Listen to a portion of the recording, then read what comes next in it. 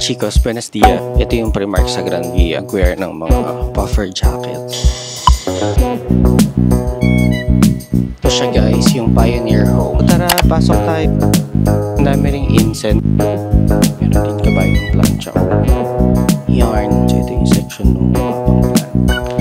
Kung bibili natin, magto 12 o'clock sa Bazaar Chino. So well draining soil na din itong design niya. Lahat minimix. Ito yung propagation station ko.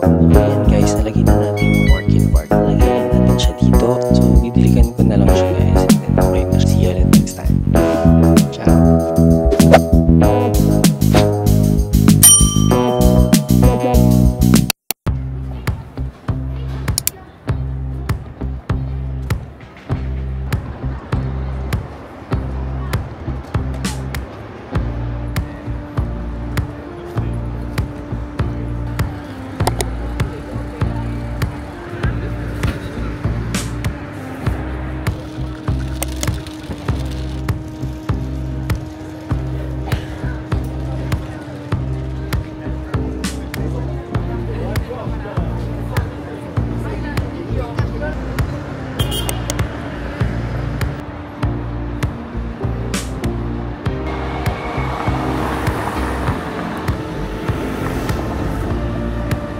Hola chicos, buenos dias. So today is a Monday, October 27. It's currently 10:30 a.m. Today nga pala nag-drop yung weather ng 9 degrees Celsius. So nakapants na tayo today. So from 15 degrees Celsius yesterday, ngayon it's 9 degrees Celsius. Malamig na ngayon dito sa Madrid. So for today's vlog, dalhin ko kayo ulit dun sa isa sa mga pinupuntahan kong Bazaar Chino kasi plano natin bumili ng mga plant pots and soil. Kasi magpapot ako ng mga na-propagate natin na Brazil philodendron. Ibibigay natin kay Tita Vivian. So yeah, samahan nyo ako today. Yung pupuntahan pala natin is yung Bazaar Chino doon sa Fuencarral. So tara! Dito tayo sa likod ng Primark dumaan guys. So dito maraming restaurants and cafe din. Ito yung Primark sa Gran Via.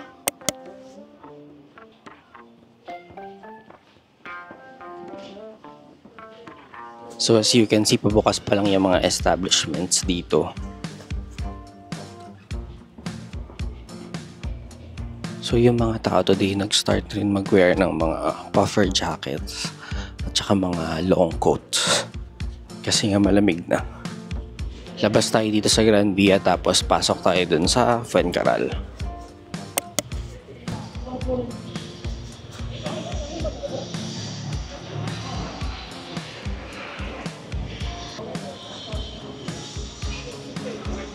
So we're now here sa Gran Via, tapos yung katabi nito is yung Fuencarral Street o yung Calle Fuencarral.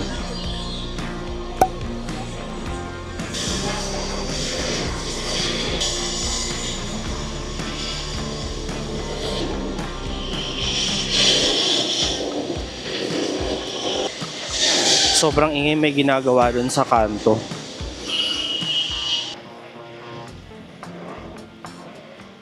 Dito rin pala tayo galing last time guys kasi nandito rin yung New Balance, yung pinagbilan natin ng shoes.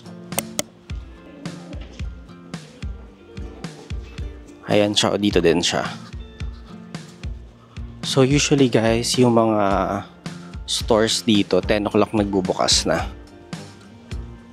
So kung mag-visit kayo dito sa Madrid tapos maaga kayo magising and gusto nyo mag-shopping, pwede kayo magpunta dito sa Fuencarral. Nadaan tayo ulit dito sa Pandora. Meron silang mga Christmas edition. Cute. Next time guys, isa-isahin natin yung mga shops dito para may idea kayo kung anong meron. But for now, diretso muna tayo dun sa bazaar.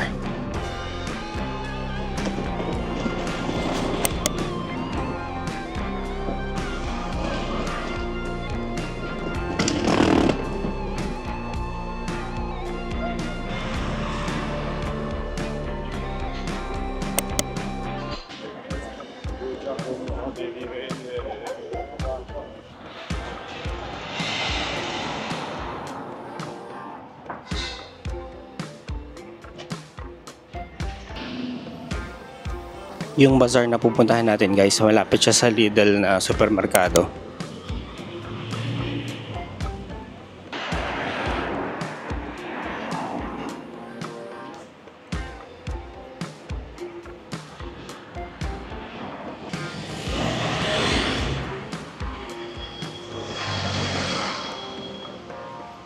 Ito siya guys, yung Pioneer Home. So tara, pasok tayo. Oh my god, Halloween na.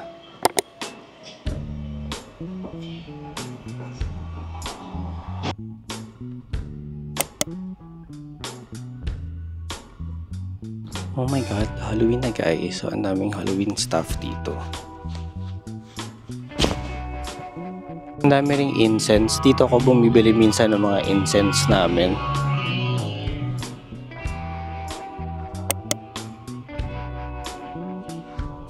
So yan siya guys, sobrang haba niya.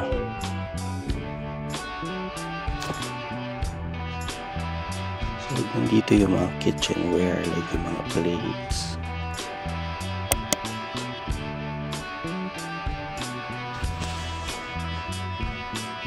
Meron ding mga Tupperwares.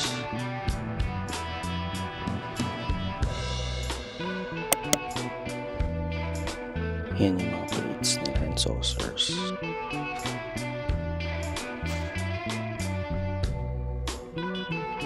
Yan yung mga food organizers.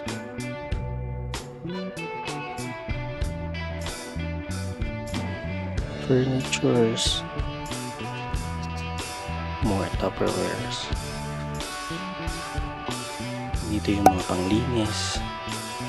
So halos lahat ng kailangan nyo guys actually pwede nyo makita dito sa mga bazaar chino. And sakto lang naman yung mga prices, so pwede pang carpentry, electronics. Meron din kabayo ng plancha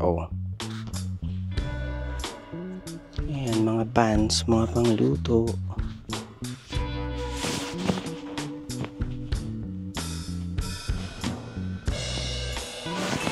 Ito, pang bake kung mahilig kayo mag-bake. Ito, kitchen stuff.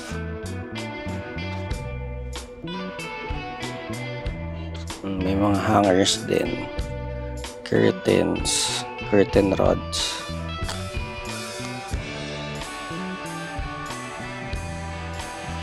Yan, iba't ibang kulay ng curtain. Yung mga mats. Nice. May mga pang travel stuff din. Diba yung mga mini organizers? Pwede kayo dito makahanap at makabili niyan dito. Yan din, kung mahilig kayo mag-paint, nandito yung mga pwede nyong bilhin.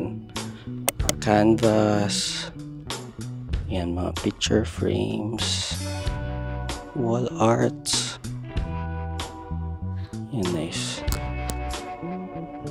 Ganap na ganap naman yung tugtog dito. Feel na feel yung Halloween.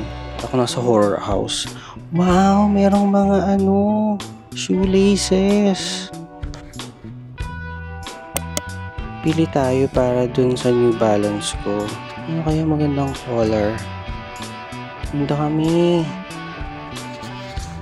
This one's nice. Cute. Green sana. Meron ding mga leather Cute. Nahirapan ako magpili Parang cute ito. Nude. Hindi. Ito na lang.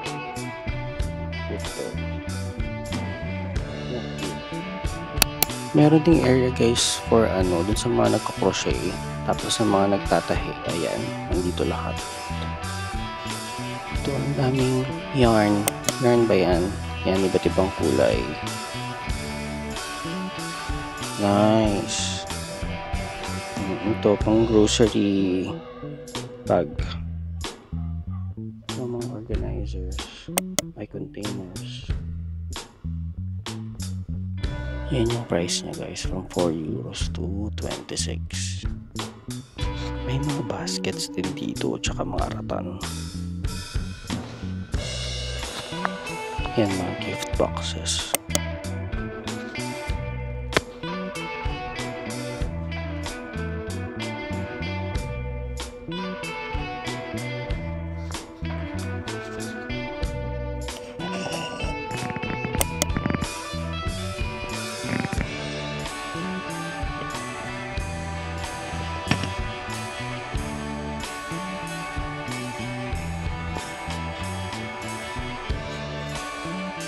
Yan guys, so ito yung section ng mga pang plants. So kailangan ko ng small pot, soil, at saka yung mga barks.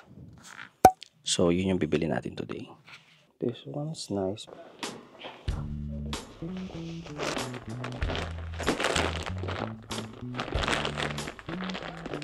Ito guys yung orchid barks, 4 euros and 50. Ito naman guys, ano siya, solid perlite na, 4 euros and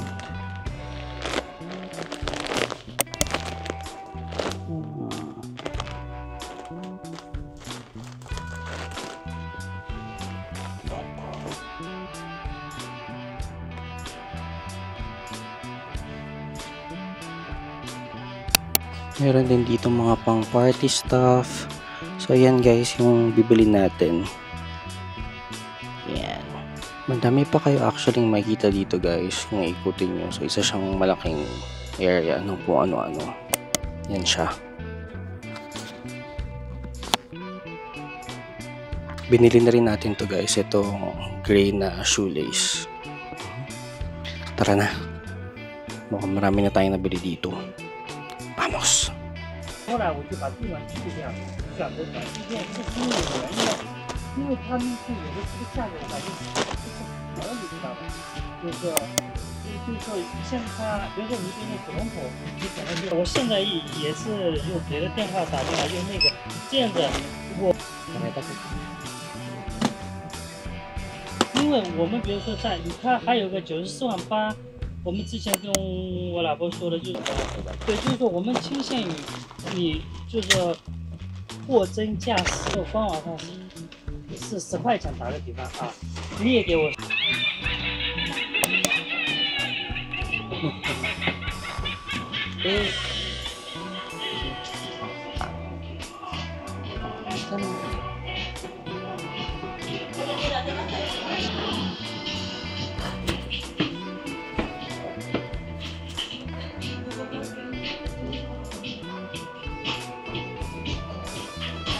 Laban na laban naman yung mga display dito oh. In fairness dun guys na nabili natin parang nasa 12 euros lang. So pwede na.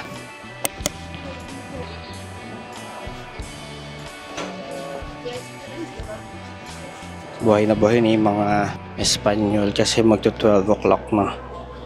Hola chicos, we're home. So today ipapakita ko sa inyo yung mga napamili natin doon sa Bazaar Chino. So plano kong mag-pot ng mga na-propagate ko na Brazil Philodendron kasi ibibigay natin kay Tita Vivian.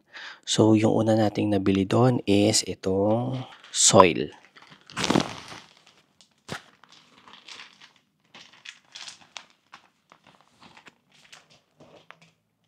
Yan. So, para dun sa mga house plants ko, ito yung usual soil na ginagamit ko. So, well-draining soil na din siya. May mix yung soil ng perlite. So, mas okay siya for mga indoor plants. Next naman is itong orchid barks. So, yung orchid barks, hinahalo ko siya dun sa binibili kong soil para mas airy yung soil. And mas okay siya dun sa mga roots ng plants natin. Kasi usually guys, kapag mga indoor plants, ayaw nila yung super siksik na soil.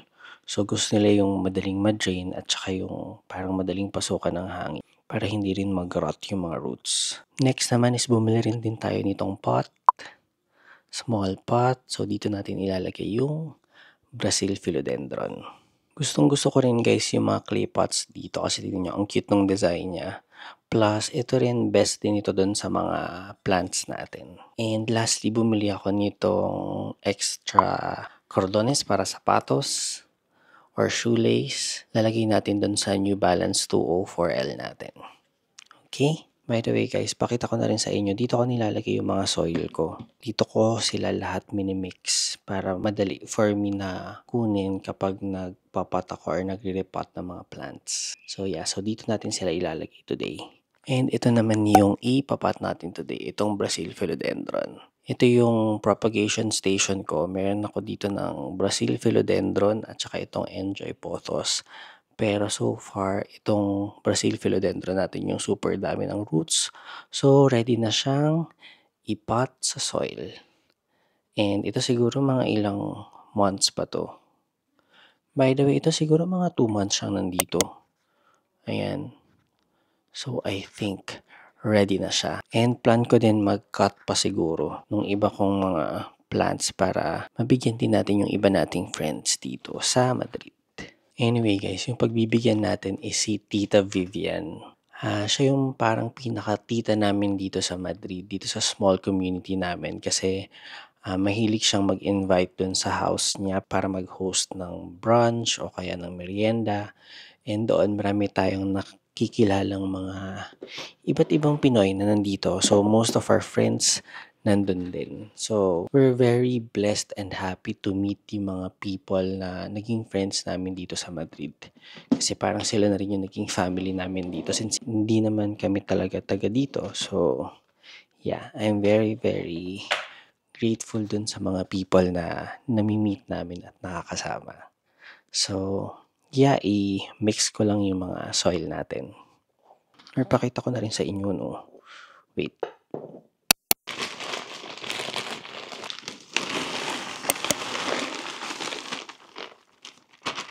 So, yan guys, nalagyan na natin yung orchid bark dito. So, kung makikita nyo, ayan siya, oh.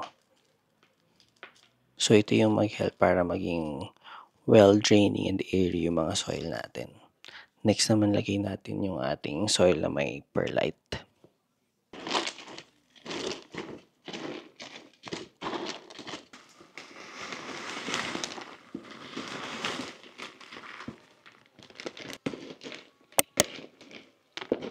So, lagyan natin siya guys, tapos i-mix-mix natin.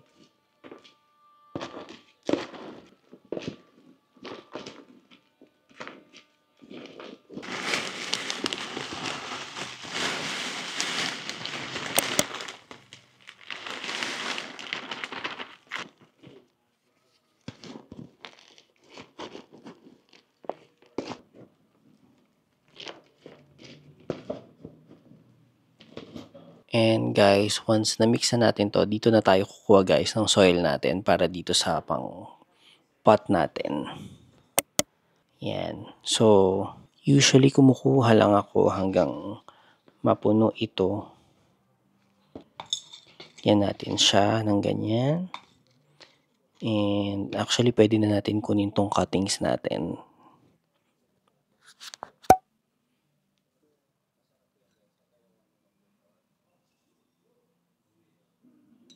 Hindi na ako nakapag-gloves guys, sorry naman, pero yan yung cuttings natin. So once na makuha natin yung cuttings natin, lalagay lang natin siya dito and then maglalagay ng additional soil.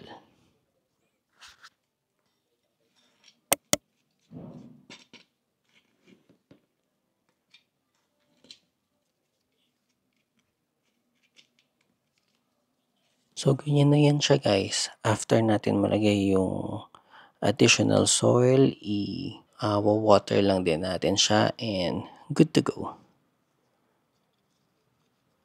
So ito na yung na-pot natin today guys. Ayan.